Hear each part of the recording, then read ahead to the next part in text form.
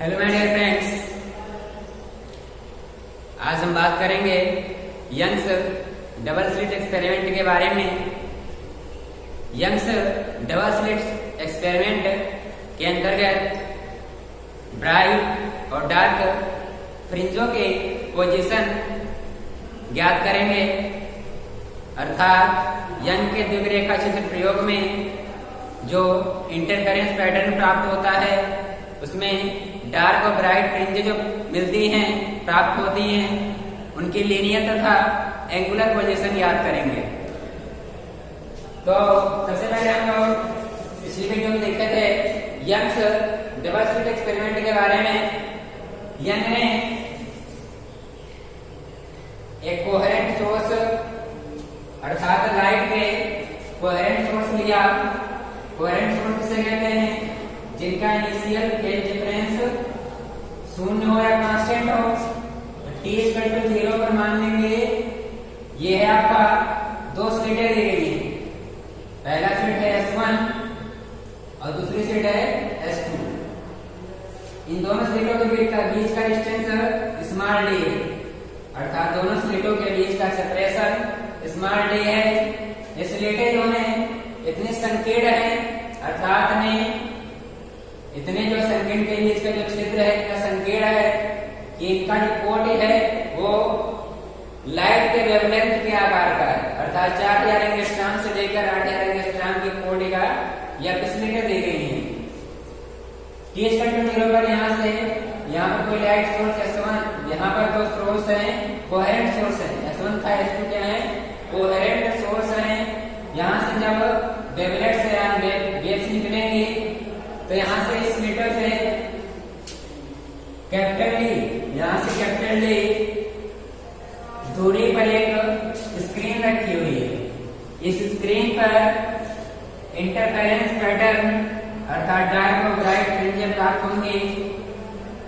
यहाँ से चलने वाली वेव्स माने इन दोनों के बीच, दोनों स्लिटों के बीच का डिस्टेंस स्मॉल d मान लिए, इस मिडिल मान लिया, यहाँ पे मिडिल इसका मान नहीं, दोनों स्लिटों के बीच का मल्टीपल ये है। तो यहाँ से यहाँ तक की दूरी हो जाएगी d/2 और यहाँ से यहाँ तक की दूरी हो जाएगी d/2। यहाँ पर इसे नॉर्मल ड्रा करें तो क्या हो जाएगा? इस स्क्रीन का मिडिल पॉइंट मिल जाएगा, अर्थात यदि इसको O मान लें तो हो जाएगा इस स्क्रीन का मिडिल पॉइंट O हो जाएगा।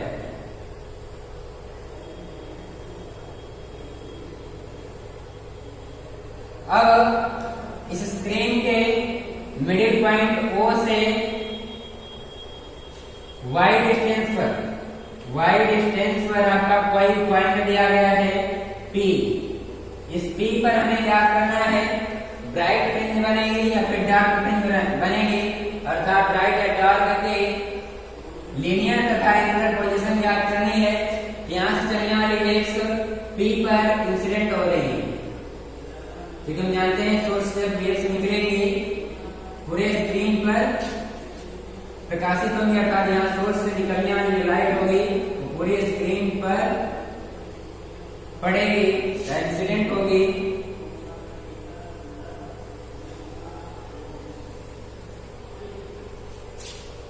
अर्थात S1 का S2 से निकलने वाली वेव्स P पर इंसिडेंट हो रही है। अब यहाँ पर जो कैपिटल D डिस्टेंस है स्मॉल d की तुलना में बहुत अधिक है, अर्थात इन स्लिटों के बीच का डिस्टेंस स्मॉल d mm में दिया जाता है। mm में दिया गया होगा क्वेश्चन में, अर्थात जो d है आपका d लगभग mm में होता है।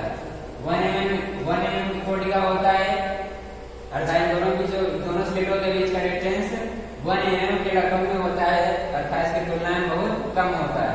जो d जो होता है मीटर में होता है, अर्थात कैपिटल D जो होता है वो मीटर में होता है,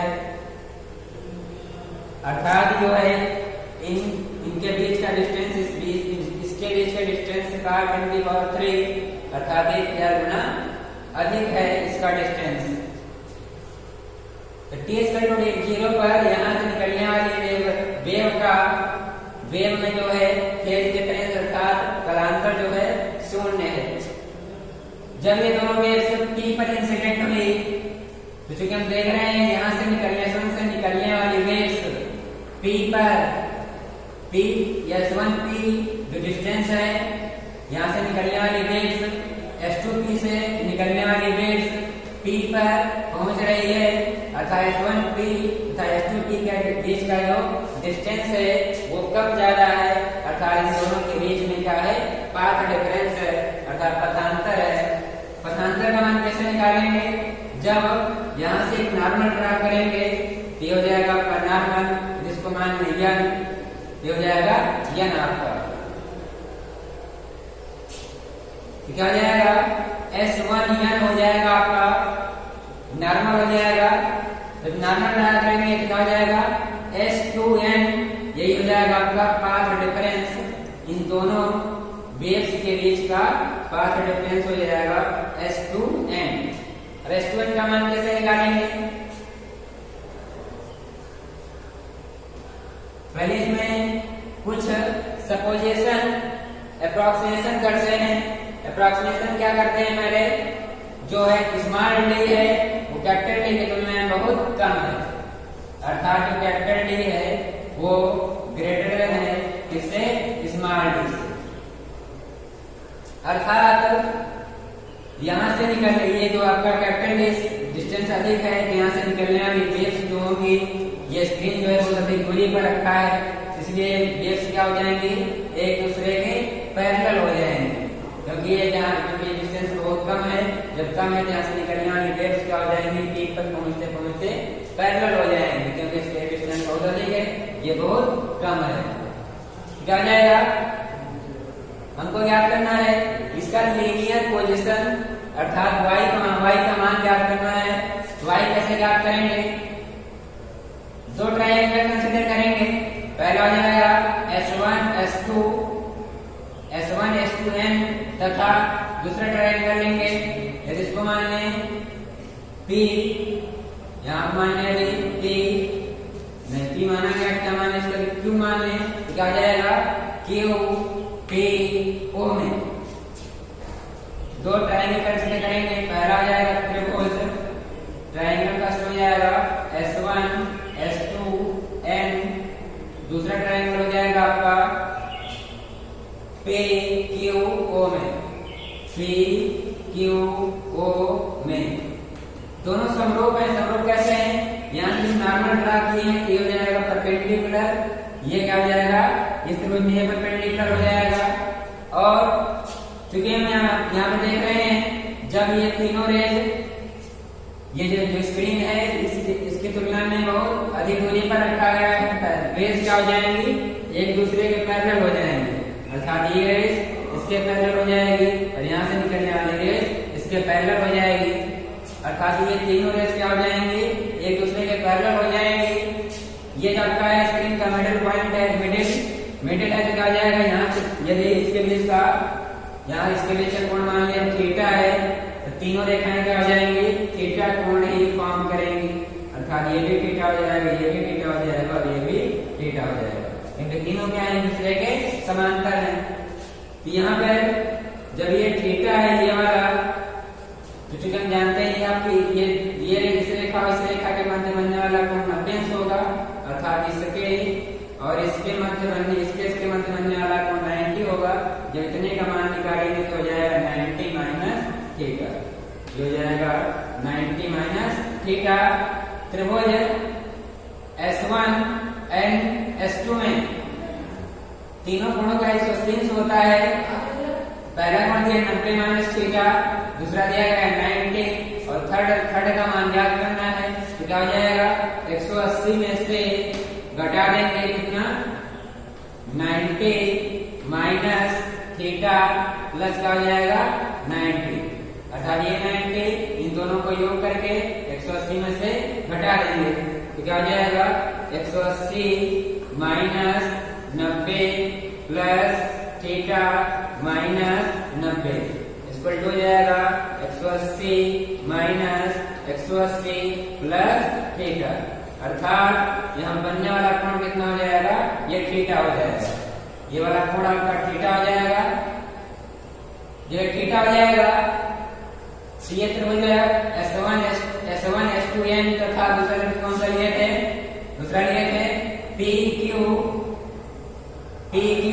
क्या हो जाएंगे? समरूप हो जाएंगे। जब समरूप हो जाएंगे क्या हो जाएंगे? भुजाएं अनुपातिक हो जाएंगे। जब भुजाएं अनुपातिक हो जाएंगी तो क्या हो जाएगा? इसके सामने वाली भुजा क्या हो जाएगी? ये हो जाएगा परपेंडिकुलर, और 90 के सामने वाली भुजा हो जाएगी हाइपोटेन्यूज अर्थात कर्ण हो जाएगा। इसमें क्या हो जाएगा? ये हो जाएगा परलंब और ये आपका PQ हो जाएगा कर्ण। तो क्या हो जाएगा? इसका लंब हो जाएगा आपका S2n अपान हो जाएगा S1 S2 अर्थात लंब बटे कर्ण इक्वल टू हो जाएगा, इसका लंब हो जाएगा परपेंडिकुलर PO बटे कर्ण हो जाएगा PQ हो जाएगा कर्ण आपका। हम देख रहे हैं तीनों रेस क्या है? एक दूसरे के पैरेलल है। जब पैरेलल है यहाँ से जो आपकी डिस्टेंस होगा, ये डिस्टेंस इसकी तुलना में बहुत कम है, तो क्या हो जाएगा? यहाँ पर पहुंचने वाली रेस क्या होंगी? पैरेलल होंगी। जब पैरेलल होंगी ये कैपिटल जो डिस्टेंस होगा यही इन रेखाओं के बीच का डिस्टेंस हो जाएगा अर्थात S2n का मान यदि यहाँ से यहाँ तक डिस्टेंस मान लिया डेल्टा x है अर्थात इनके बीच का पथांतर डेल्टा x है। यहाँ हो जाएगा डेल्टा x अपान S1 S2 क्या हो जाएगा? स्मॉल d इक्वल टू हो जाएगा PO का मान y दिया गया है और PQ का मान याद करेंगे, क्या हो जाएगा? PQ का मान हो जाएगा कैपिटल D। ये हो जाएगा कैपिटल D। ये जो है दूसरा अप्रोक्सीमेशन क्या करेंगे? जो आपका P बिंदु है इस O के अत्यंत निकट स्थित है। P आपका P बिंदु क्या है? O के अत्यंत निकट स्थित है। तो क्या हो जाएगा? निकट स्थित होगा।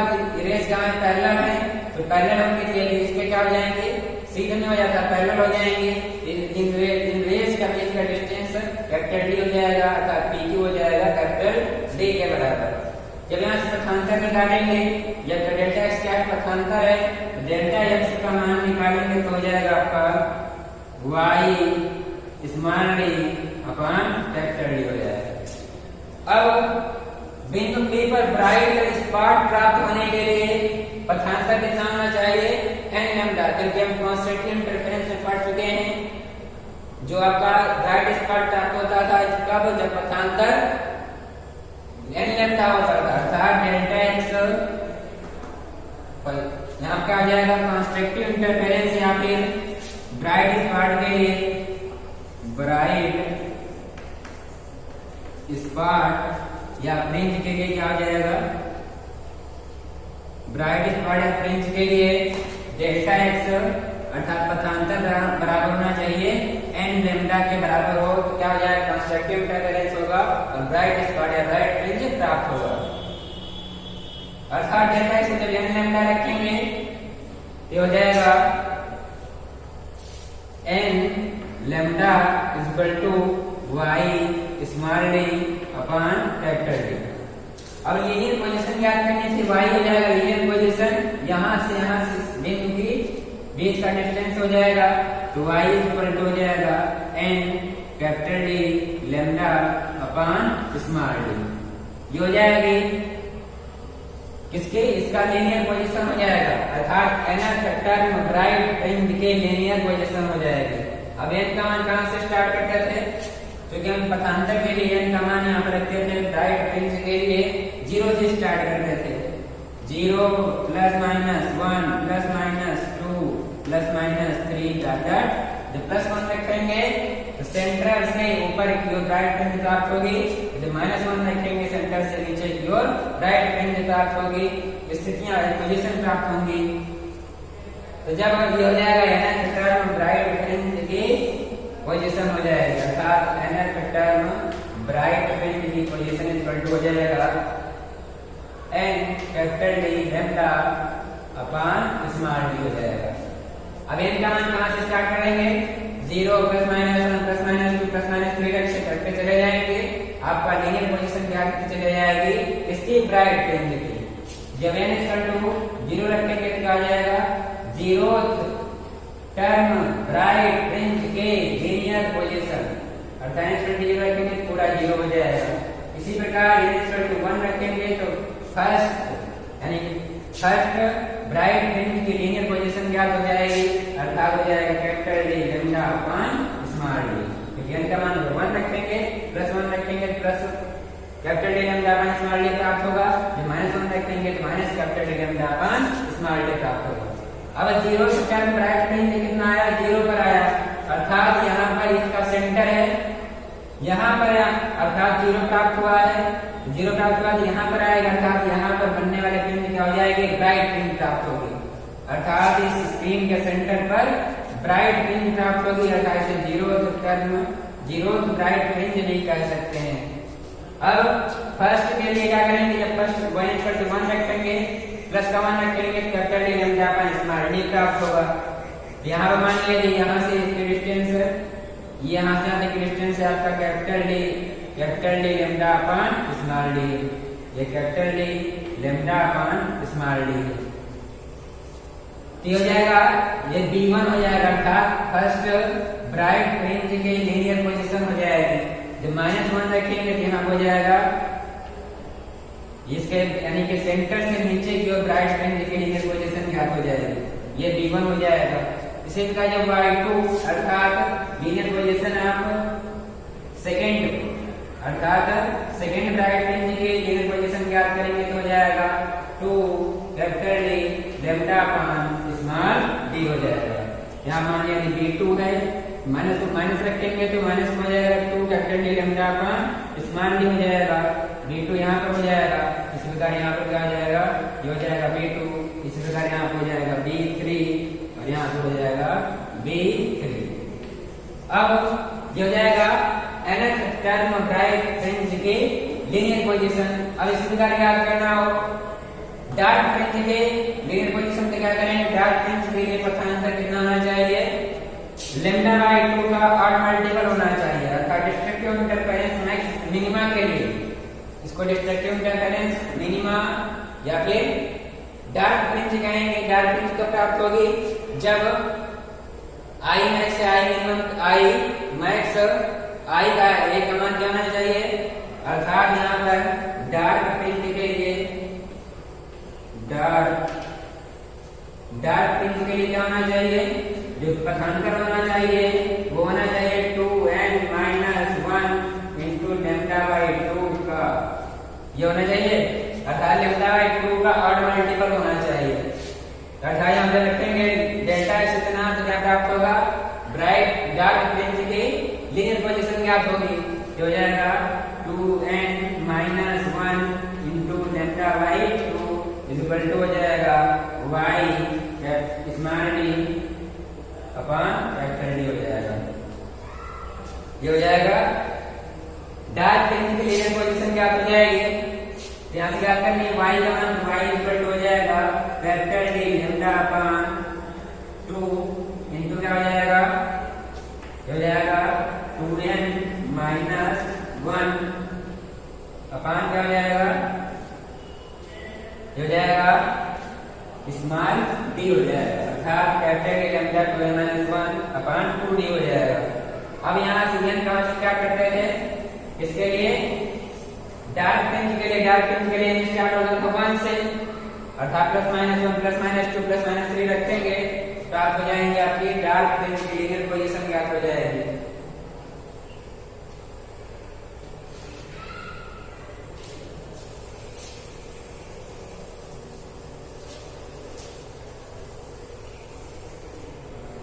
तो क्या जाएगा, पहले डार्क फ्रिंज के लिए अर्थात प्राप्त हुआ formula nth term bright dark fringe की लीनियर पोजीशन ज्ञात हुई है, इसका तो क्या हो जाएगा 2n-1 capital D lambda upon 2 into small D हो जाएगा। जब आप 1 n इक्वल टू कितना रखेंगे, +-1 कामा +-2 कामा +-3 डॉट सो ऑन, अर्थात +1 रखेंगे तो सेंट्रल ब्राइट फ्रिंज से ऊपर की ओर डार्क फ्रिंज प्राप्त होगी, और -1 रखेंगे सेंट्रल ब्राइट फ्रिंज से नीचे की ओर डार्क फ्रिंज की लीनियर पोजीशन ज्ञात होगी।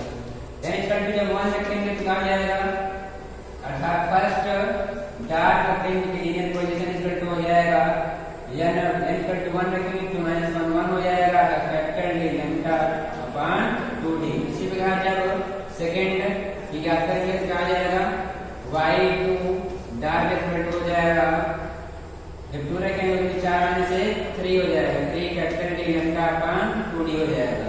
जब माइनस रखेंगे तो माइनस हो जाएगा, प्लस रखेंगे प्लस हो जाएगा। यहाँ पर आपका capital D lambda upon 2D। अब देखेंगे इसकी स्थिति कहाँ होगी।